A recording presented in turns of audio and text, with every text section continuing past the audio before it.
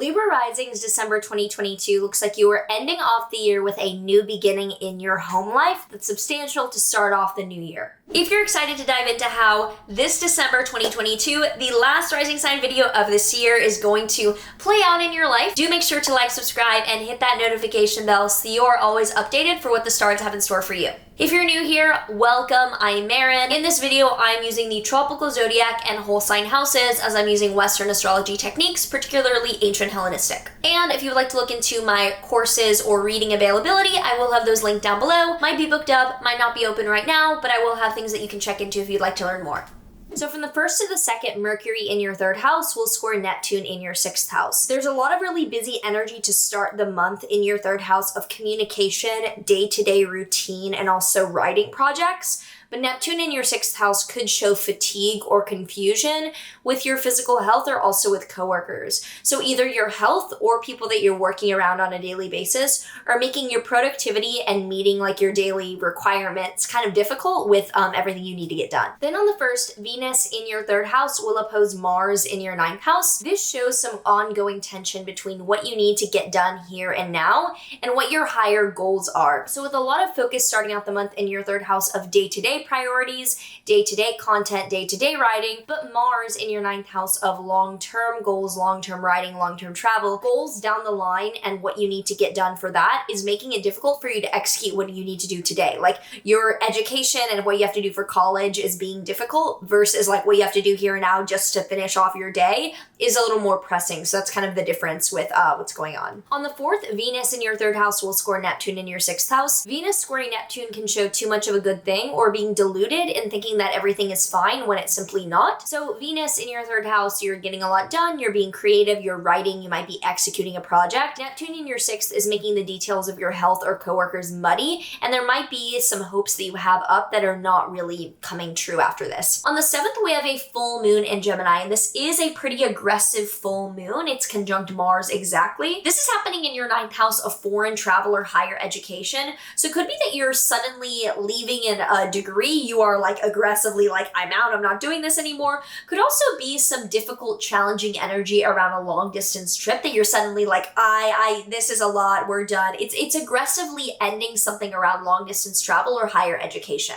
On the 8th, the sun in your 3rd house will oppose Mars in your 9th house. This is just highlighting again how the priority right now is your day-to-day projects, day-to-day routine, and your day-to-day priorities. But down the line, you have these lingering plans for either higher education or travel that are making focusing on right here, right now a little difficult. Then on the 9th, Venus enters your Capricorn 4th house. So Venus is values, harmony, and beauty. And with it entering your 4th house of home and family, this sets the tone for the last half of the month to have a huge priority on bringing harmony, reducing conflict, and finishing things that you might have started kind of rearranging or redoing in your home life. From the 14th to the 15th, the sun in your 3rd house is squaring Neptune in your 6th house. Again, your day-to-day priorities are made muddy or made a little bit confusing by either your health or by people that you're working around. And on the 17th to the 18th, Mercury in your 4th house will trine Uranus in your 8th house. This is a really nice connection between your family and also investments or finances that you share with them. There could be a sudden, really strong development that allows you to put 2 and 2 together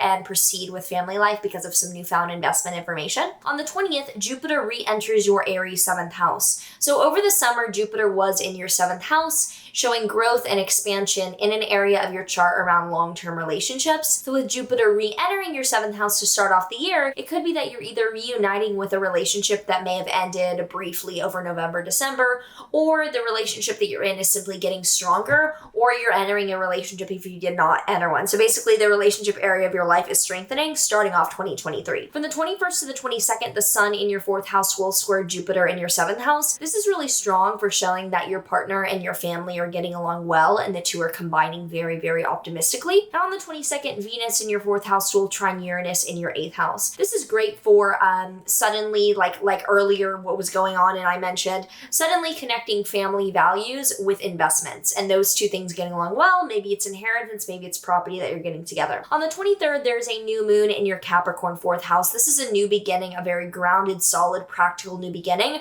around home and family life for you. So if there's something new around either moving in with people, starting a family, or redecorating your house, it's a really good time around the holiday season for you. Just all around family vibes. If you're seeing your family for the holidays, it looks pretty nice for Libra risings in general. Then on the 29th, Mercury will station retrograde in your 4th house. So do be aware that this Mercury retrograde is particularly impacting an area of your life around family, which is having a lot going on. So no wonder. And on the 31st, we end the month with Venus conjunct Pluto in your 4th house. Venus-Pluto is very intense love or very intense values. There could be some very dark, like obsessive kind of energy around loved ones the very end of the month.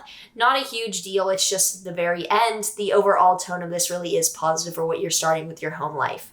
If you have any thoughts or comments you want to share about how this December sounds for your life, do let me know down below. I read almost everything that I can. On the subways, usually my comment reading time, and I'm always interested in hearing about how this is showing up in your life. So do let me know down below, and I hope that this is a fun month for you, as I like the astrology of this month. I'm excited for it. The tarot card that we have for Libra risings this month is... well, the cards fell and we have the Tower here. So this is interesting because the Tower is usually showing overt destruction. Let me pick these cards up. Oh, I just got a tattoo and bending over around my hip where it is, that just is so sore. The Tower usually shows a breakdown of a certain area of life. It could be that this is a whole new family environment and you're like, okay, well, I have to go ahead first. It does seem like a pretty positive month for you. You're not a sign that's having a ton going on that's super challenging unless you have placements in those other signs. But all in all, I'd say if you're getting the Tower, it does show a kind of a breakdown, and it might be in that home and family living situation. Crazy to think that it was just a few years ago, alone in my NYU dorm room, that I was filming like 2017, 2018. I don't remember the exact videos, but like that was me back then and this is me today, 2022. So small world. I will see you in the next one though, next year technically. Take care.